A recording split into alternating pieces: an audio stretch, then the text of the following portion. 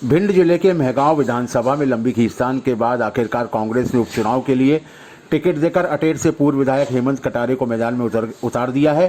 Ticket मिलने के बाद मेहगांव में प्रथम आगमन पर हेमंत कटारे ने जमकर शक्ति प्रदर्शन किया और करीब हजारों की संख्या में कार्यकर्ता और समर्थकों की भीड़ जुटी। और हेमंत कटारे ने यह सब तब किया है जब बीजेपी के प्रदेश अध्यक्ष बी डी शर्मा और मध्य प्रदेश में तख्ता पलटने वाले राज्यसभा सांसद ज्योतिरादित्य सिंधिया भी मेहगांव विधानसभा में ही थे। लेकिन हेमंत कटारे का शक्ति प्रदर्शन भाजपा पर बहुत भारी पड़ गया। एक नौबत तो ये आ गई कि ज्योतिरादित्य सिंधिया की 5 गाड़ियों का काफिला हेमंत कटारे के काफिले में जाकर फंस गया। काफ़ी देर जाम की स्थिति बनी रही और ज्योतिरादित्य सिंधिया को निकलने में काफ़ी समय लग गया।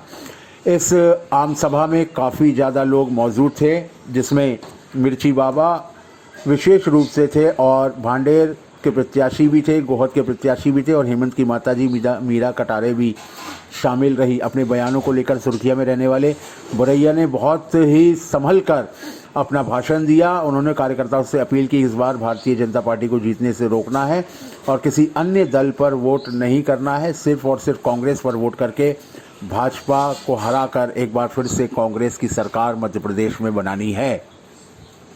कि जो सर्वे कहला जाता है वो और कुछ नहीं, मेहगांव की जनता की पुकार थी। मेहगांव की जनता ने दिल से इतनी जोर से पुकारा कि कमलनाथ जी के कान तक वो बात गई और स्वयं कमलनाथ जी ने मुझे यहाँ पर लड़ने के लिए भेजा जब मैं तैयार नहीं था। लेकिन उन्होंने बोला कि मेहगांव की जनता की इच्छा है और आज मैं आया हूँ और वास्तविकता में जो प्रेम मुझे मिला है इसके लिए मैं शब्दों में नहीं बयां कर सकता।